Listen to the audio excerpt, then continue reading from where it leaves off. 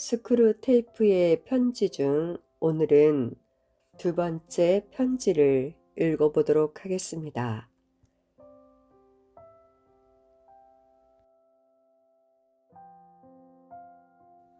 사랑하는 웜우드에게 내 환자가 기독교인이 되었다는 소식을 듣고 몹시 불쾌했다. 마땅히 받아야 할 처벌을 면할 생각일랑 아예 말거라. 내가 똑똑하게 굴던 시절을 돌이켜볼 때 그런 터무니없는 기대를 할 리는 없다고 믿는다만, 하지만 벌을 받을 때 받더라도 그때까지는 최대한 상황을 호전시켜 보도록 노력해 봐야지. 아직 절망할 필요는 없다. 성인이 되어 회심한 이들 중에는 잠시 원수의 진영에 머물다가 다시 돌아와 우리와 함께 지내는 사람이 수백 명도 넘으니까. 내 환자의 몸에 배어있는 습관들은 정신적으로나 육체적으로나 아직은 우리에게 전적으로 유리하지. 현재 우리의 가장 큰 협력자 중 하나는 바로 교회다. 오해는 말도록 내가 말하는 교회는 우리가 보는 바 영혼의 뿌리를 받고 모든 시공간에 걸쳐 뻗어나가는 교회, 기치를 높이 올린 군대처럼 두려운 그런 교회가 아니니까. 솔직히 고백하자면 그런 광경은 우리의 가장 대담한 유혹자들까지도 동요하게 만들지. 하지만 다행스럽게도 인간들은 그 광경을 전혀 보지 못한다. 내 환자의 눈에 보이는 것이라곤 신축 부지에 반쯤 짓담한 듯 서 있는 싸구려 고딕 건물뿐이야. 그나마 안으로 들어가면 동네 가게 주인이 아첨하는 표정으로 뜻도 모를 기도문이 적힌 반들반들한 소책자 한 권, 엉터리로 변조된 저질 종교시가 깨알처럼 박혀있는 낡아빠진 소책자 한 권을 내밀며 떠들어대는 모습과 마주치기 십상이고, 또 자리를 찾아 앉은 뒤 주위를 둘러보면 이제껏 되도록 얼굴 마주치지 않고 살려고 애써왔던 이웃들만 어쩌면 그렇게 골라서 앉아 있는지 넌 그런 이웃들을 잘 이용해야 한다. 그럴 때 그리스도의 몸 따위의 표현들과 바로 옆자리에 앉아있는 사람의 실제 얼굴 사이에서 환자를 오락가락 헷갈리게 만들라고. 물론 옆에 앉아있는 사람이 실제로 어떤 인물인지는 별로 중요하지 않다. 그들 중에 원수 진영에 위대한 용사가 하나쯤 끼어 있을 수도 있겠지. 그래도 상관없다. 저 아래 계신 우리 아버지 덕분에 내 환자는 바보 천치가 되어 있거든.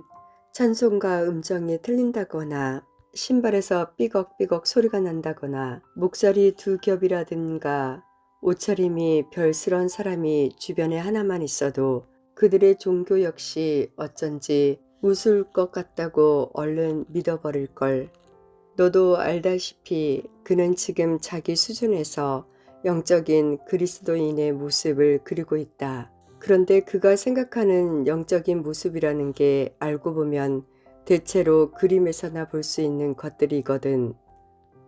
치렁치렁한 로마식 겉옷과 샌들, 갑옷, 맨살이 드러난 종아리 따위가 마음을 가득 채우고 있는 판이니, 현실의 교인들이 현대식 옷을 입고 있다는 사실 자체가 거북살스러울 수밖에. 물론 이런 것들은 다 무의식 속에 들어있는 생각이야. 내가 할 일은 이런 생각이 절대 의식의 표면으로 떠오르지 못하게 막는 것이다. 그렇다면 내가 교인들에게 진정 기대하는 바는 무엇일까 하는 질문일랑 아예 못하게 해야 한다. 지금은 모든 것이 막연한 이 상태를 그대로 유지시키거라. 때가 되면 환자한테 지옥 특유의 명확성을 제공하는 즐거움을 영원 무궁토록 누릴 날이 올 테니까. 교인이 되고 몇 주 지나지 않아 찾아오는 실망감이나 맥풀리는 느낌을 최대한 활용하도록. 원수는 인간의 노력이 문턱을 넘으려 할 때마다 이런 실망감이 찾아오는 걸 허용하고 있다. 이 실망감은 오디세이 이야기를 듣고 매혹되었던 소년이 진짜로 그리스어를 배우려고 작정할 때 찾아오지. 연인들이 마침내 결혼하여 현실 속에서 함께 살아가는 법을 배우기 시작할 때도 그렇고, 그러니까 실망감이란 삶의 모든 부분에서 꿈으로만 간직해왔던 야심을 힘겨운 실천으로 옮길 때 나타나는 표시인 게야.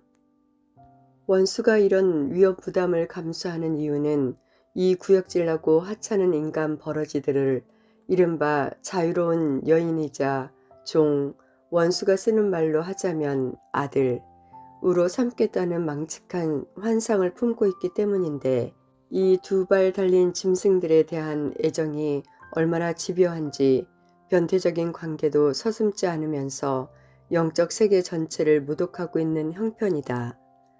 원수는 인간들에게 자유를 주고 싶다는 욕망 때문에 인간 앞에 목표를 세워놓고서도 단순한 감정이나 습관을 이용해서 끌고 갈 생각은 추호도 하지 않지. 제 힘으로 해내도록 내버려 두겠다는 게야. 바로 이 점이 우리에겐 절호의 기회다. 하지만 위험도 따른다는 걸 명심하도록. 처음에 찾아오는 무미건조함만 성공적으로 이겨내면 인간들도 점차 감정에 휩쓸리지 않게 되고 우리는 그만큼 유혹하기 힘들어지니까.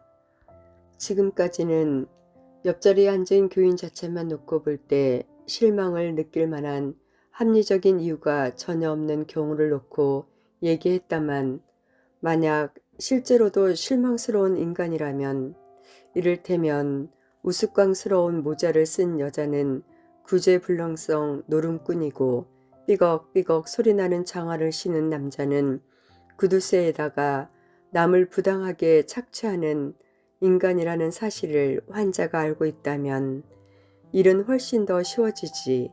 단지 환자의 머릿속에 이런 질문만 떠오르지 못하게 하면 돼. 나 같은 사람도 그리스도인이라고 할 수 있다면 어떻게 옆에 앉은 저들의 다른 결점만 보고 그들의 종교가 위선이자 인습에 불과하다고 단정할 수 있겠는가. 인간의 머리가 아무리 떨어지기로서니 그렇게 당연한 의문이 떠오르는 걸 막는다는 게 도대체 가능한 일이냐고 묻고 싶겠지. 하지만 워무드 가능하다. 가능하고 말고 우리가 적당히 주물러 주기만 하면 그런 생각은 간단히 막을 수 있지. 원수와 알게 된 지 얼마 되지 않았으니 아직 진짜 겸손을 배웠을 리 없거든. 무릎을 꿇고 앉아 죄를 고백한다 한들 앵무새처럼 말을 따라하는 것에 불과해.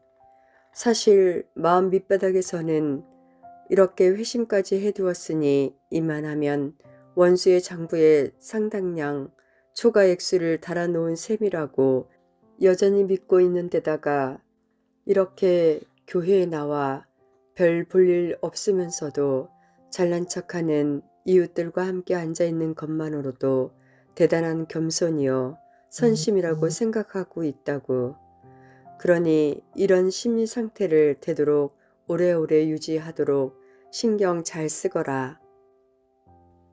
너를 아끼는 삼촌. 스크루 테이프. 두 번째 편지를 읽고 나서 저는 믿기 전에 몸에 배어있는 습관들, 정신적으로나 육체적으로 악마에게 전적으로 유리하게 작용하고 있다는 점입니다. 악마의 협력자를 교회로 표현하고 있습니다. 협력자라는 말이 너무나도 싫었지만 다음의 글들을 읽으면서 공감하게 되었습니다. 찬송가 음정이 틀린다거나 신발에서 삐걱삐걱 소리가 나는 것, 옷차림이 별스러운 사람, 너무 뚱뚱한 사람, 이런 하나하나의 모습들은 교회 안에서 흔히 볼 수 있는 나와 다른 모습들입니다. 나와 다른 모습들을 보면서 찾아오는 실망감, 맥 풀리는 느낌을 최대한 이용하라고 하는 악마의 말을 귀담아 듣게 됩니다. 우리가 신앙생활을 처음 하기 시작했을 때부터 수없이 찾아드는 이런 일들을 악마가 개입하여 우리의 마음을 흔들었구나 하는 생각이 들었습니다.